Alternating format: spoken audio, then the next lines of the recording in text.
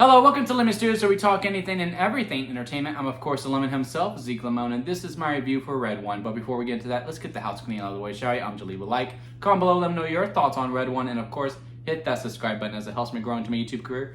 I would greatly appreciate it. Now, all that out of the way, let's get into the review, shall we? So, Red One, it stars Chris Evans and Dwayne "The Rock" Johnson, along with J.K. Simmons, Lucy Liu. A lot of very talented performers are in this movie. And, you know, it's your standard action Christmas movie. Santa gets kidnapped, and The Rock and Chris Evans have to team up. Rock is one of Santa's security guards. He's the main security guard, and this is supposed to be his last ride. But, of course, something goes awry, and now he has to save Santa and Christmas one last time before he goes off into the sunset, while Chris Evans is someone who's on the naughty list, who is a bit of a criminal, one of the top criminals ever. He's a level 4 naughty lister, and they have to come together in order to save Christmas. And after that, you know, it's your run-of-the-mill standard Christmas action movie stuff. You know, they have some cheesy dialogue, they have some very obvious jokes all the way through, and that doesn't mean it's bad. In fact, I had a good time while watching it. I laughed quite a bit. And I was very entertained. I mean, I've never known The Rock to, like, you know, really phone it in, or hell, even Chris Evans. Every project I see them in, I do feel like they are giving it everything they can. And with their chemistry and just with how charismatic they are, it does have this movie to go through at a nice pace.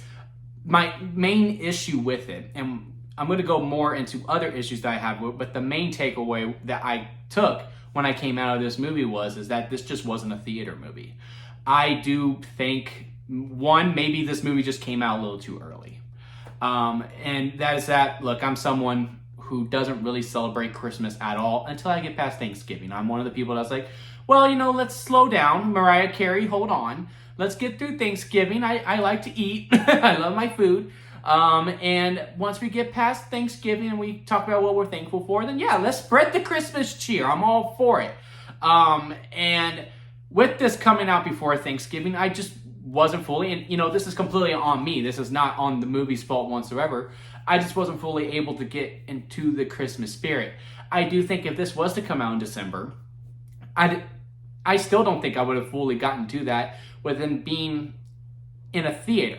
I think if this was to go straight to Amazon Prime, who was the company that made it, or MGM, which is an Amazon company, that if it went straight to Prime, it came out like on December 13th or 15th, closer to Christmas time, and I had this on in my living room while I was putting up the ornaments on my tree, or I was decorating the house, or hell, it was Christmas Day, and you know, everyone's opening the presents, and we put a movie on, we put this on. Oh yeah, this captures it brilliantly, and again, I had fun while watching it. It's just one of those movies, so I just like, I really don't think you need to spend $10 to $15. Maybe a matinee, if you want to do that. But again, I do think this is ultimately a movie that was just put on too big of pants, and I think it was just within the streaming level as opposed to the big screen level. As for other problems I have within the movie, and look, you know, like I said, if you've seen one action Christmas movie, you've seen them all. They're very much all the same, and those things I don't really have a problem with. It's with some of the structure within it too. I think the movie's a little too long as well. I don't recall what the actual runtime was, but I do remember thinking, I was like, damn, we're still going as we're getting closer to the end. And I just think that is within, even though Chris Evans and Dwayne Johnson have great chemistry within each other, I do think maybe some of the stuff that Rock or Dwayne, whatever you want to call him, was going through should have been given to Chris Evans. And I think maybe Chris Evans should have been the main character. It starts off that way too, which is really odd. Like, we really spend a good portion in the beginning with Chris Evans and, you know, how this plot is coming to be. And then we meet Dwayne Johnson's character. Notice how I have to say the actor's name, because I really don't remember any of the characters' names besides Santa Claus, in all honesty. And we meet Dwayne Johnson's character, and then it really does become his movie. And again, Dwayne Johnson is very charismatic, and he is very entertaining. And one thing that I've been wanting and yearning from Dwayne is that I just want him to take on different types of roles. I think he is a good enough performer where he can do different things, and he doesn't have to do the same shtick every single time. I think Black Adam, regardless of what you think about the movie, that is a different character for Dwayne Johnson. I think he did a great job with that, and I just want to continue to see that. I'm really looking forward to next year when he's doing the movie with the Safdies for A24. Well, I'm just like, yes, do more of that. Like, I haven't even seen the movie yet, and I'm like, yes, do more. And this is definitely another different character. We have seen Dwayne Johnson play this type of character before, the very stern, no BS type authority figure, like, kind of like Hobbs in Fast and the Furious, where, it's just no BS, and he has a set of rules, and, he's very much by the code and the rules and all that. But I feel like in Fast and Furious, he was still able to bring some of that charm within it. And that is in this movie as well, but it's very subtle and it's very little.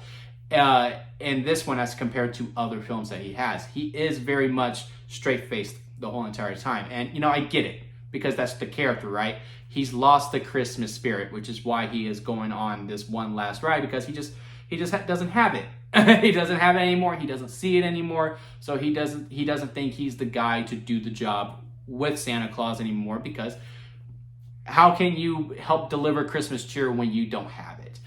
And so therefore he is pretty much straight all the way through. But I do still think there was some more opportunities for him to be the charming self that he is, to make the character more relatable.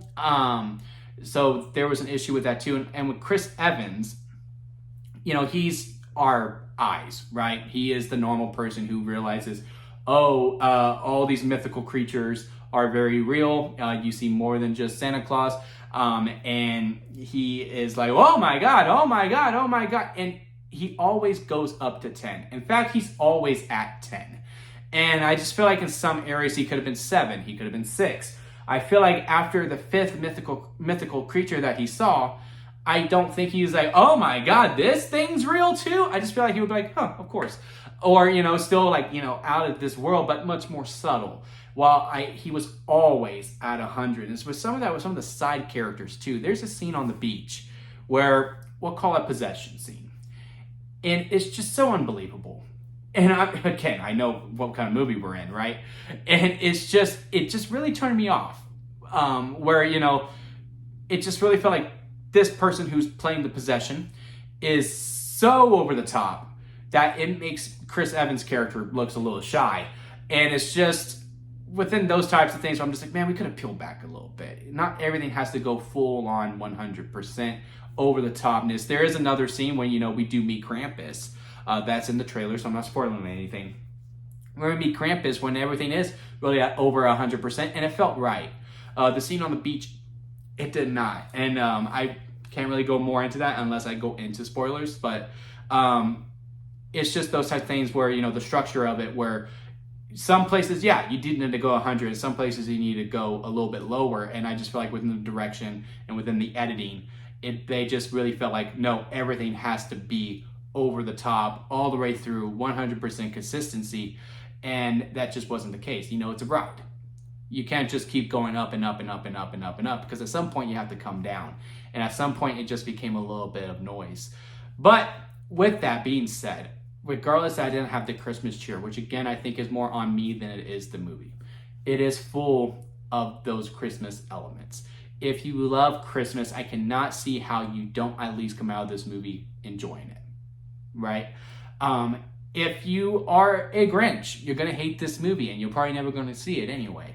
And you'll probably click on the review hoping I would dog on it, because there is a lot to dog on. But that is just not me, so I'm sorry to disappoint you.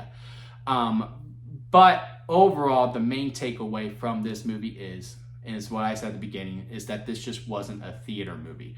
If I was to watch this on Amazon Prime, if I saw this at home as opposed to the theater, I think I am much more kinder than I am to it right now. I just think this is a case of a movie that just put on too big of pants, and it just it took on way more than it should. And it just needed to go down to the middle a little bit, and that's where streaming is. And I think once this does hit streaming, I think this could develop a cult following. Hell, hopefully Amazon just takes it to streaming in the middle of December, so we do have that, and this could really have a second set of legs. I know this movie was really, really expensive, and you do see the money. You do. You're like, oh yeah, they spent money there. for sure. And I just really think we could have cut back on it and just go straight to streaming for it. But yeah, those are my thoughts on Red One. Let me know what y'all think about it down in the comment section. Have you had a chance to see it? Leave a comment, let me know. If you did make it this far in the review, please leave a like. I would greatly appreciate that. And again, hit that subscribe button as we have plenty of content heading your way pretty soon. 2025 is going to be one busy year for this channel, and I hope you stick around to see that. So hit that subscribe button as we hope to grow this channel more and more and more. And until next time, guys, I'll see you here at Lemon Studios.